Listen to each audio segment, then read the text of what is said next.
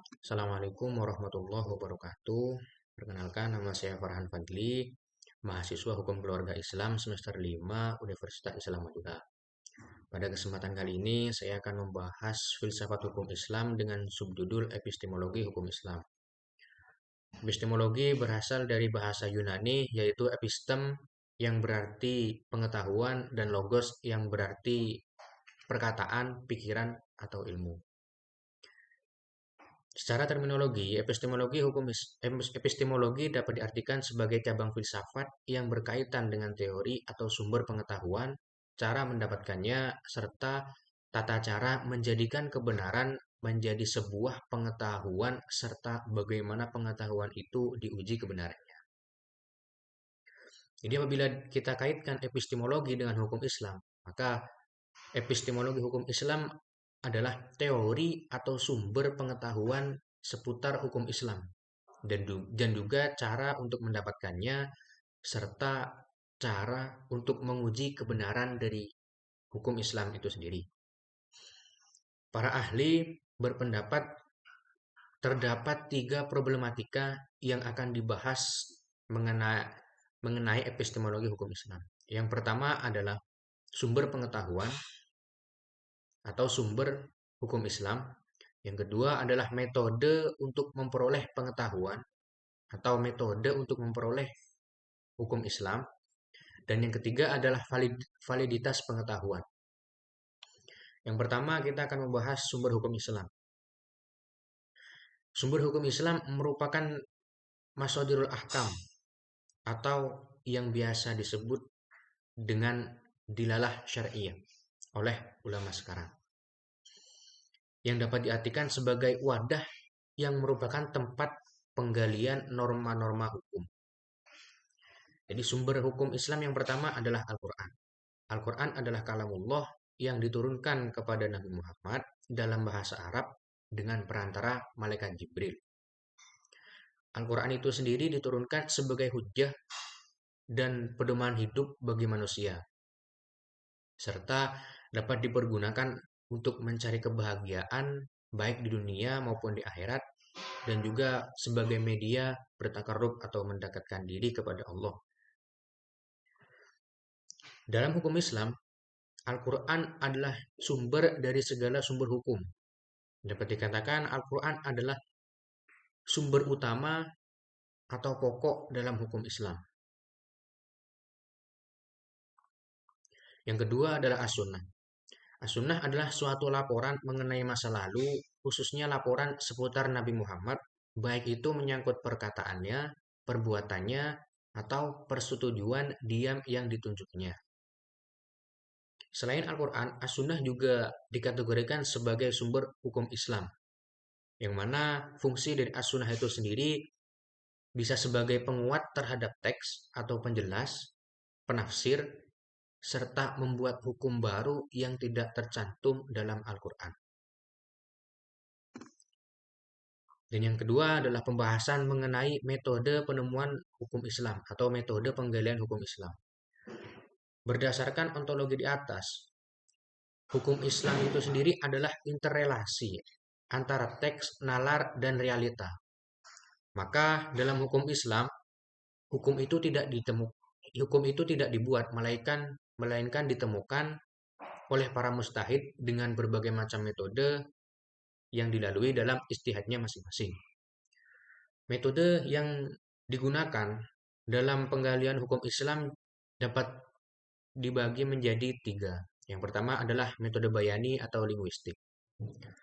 Metode ijtihad yang satu ini adalah upaya penggalian hukum melalui interpretasi kebahasaan. Jadi metode ini identik dengan menganalisis nalar ijtihad yang terdapat pada redaksi teksnya daripada substansi teks. Sehingga pada metode ini lebih terkonsentrasi pada penggalian makna teksnya.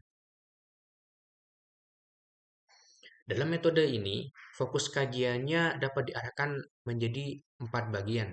Yang pertama adalah bagaimana tingkat kejelasan pengertian makna dan teks hukum. Yang kedua adalah pola-pola penunjukan kepada hukum yang dimaksud. Dan yang ketiga, luas sempitnya cakupan hukum. Dan yang terakhir adalah bentuk formula taklif dalam pernyataan hukumnya.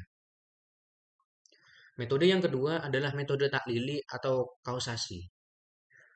Dalam metode taklili, berlaku hukum suatu kasus yang ditegaskan di dalam nas kepada kasus baru berdasarkan kausa legis atau ilat,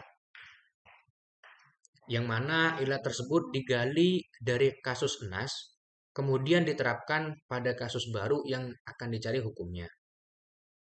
Jadi konsentrasi pada metode taklili ini adalah mencari ilat dari suatu permasalahan yang sudah tercantum dalam Al-Quran atau hadis, kemudian diterapkan hukumnya kepada kasus baru yang belum tercantum dalam Al-Quran dan hadis. Dan yang ketiga adalah metode istislahi atau teologis. Metode istislahi adalah metode penggalian hukum yang bertumpu pada prinsip-prinsip kemaslahatan yang disimpulkan dalam Al-Quran dan hadis. Dengan kata lain, secara sederhana disebut sebagai metode yang dalam penggalian hukumnya menjadikan tujuan hukum atau maqasidus syariah sebagai pertimbangan utamanya. Dengan demikian, kemaslahatan umum merupakan tujuan dari hukum Islam. Kemaslahatan itu sendiri terbagi menjadi 3. Yang pertama adalah maslahah yang diakui legalitasnya dalam syariat, baik langsung maupun tidak langsung, atau bisa disebut maslahah mu'tabarah.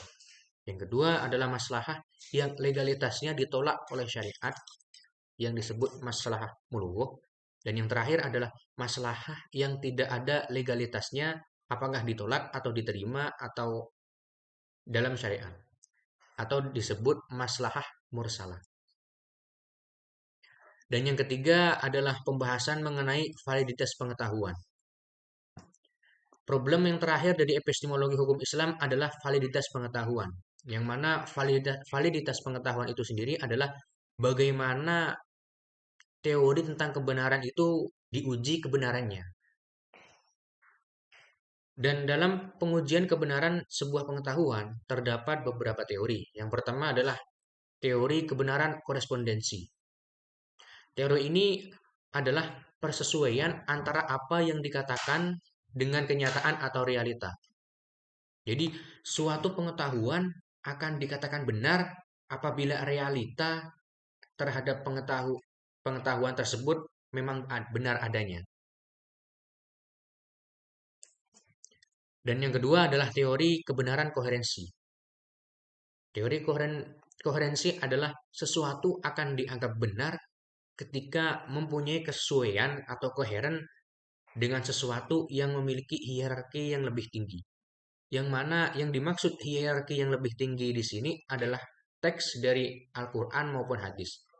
Jadi, suatu pengetahuan akan dianggap benar apabila memiliki koheren, memiliki kesesuaian dengan teks-teks yang tercantum dalam Al-Quran dan hadis. Dan teori yang terakhir adalah teori otoritarianisme, yang mana teori ini adalah membuktikan bahwa suatu pengetahuan akan dianggap benar apabila pada masa sebelumnya terdapat pemegang otoritas atau penguasa yang membenarkan tindakan tersebut. Dalam konteks ini contohnya adalah mengenai hukum-hukum yang diterapkan oleh pemimpin-pemimpin pemuka agama pada masa yang telah lampau. Itulah tadi ketiga problematika yang dapat saya sampaikan seputar epistemologi hukum Islam. Dapat disimpulkan bahwa epistemologi hukum Islam adalah suatu teori atau sumber pengetahuan dan juga cara mendapatkannya, serta bagaimana menguji kebenaran dari pengetahuan itu sendiri. Yang mana dalam epistemologi hukum Islam bisa dikategorikan menjadi 3 sub pembahasan.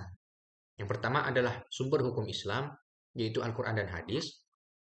Kedua adalah metode penggalian hukum Islam, yaitu metode bayani, metode taklili, dan metode istislahi.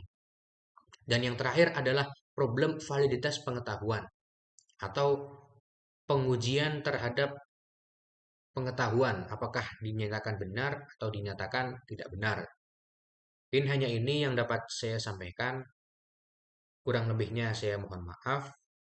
Wallahul muwaffiq ila aqwamit thoriq. Wassalamualaikum warahmatullahi wabarakatuh.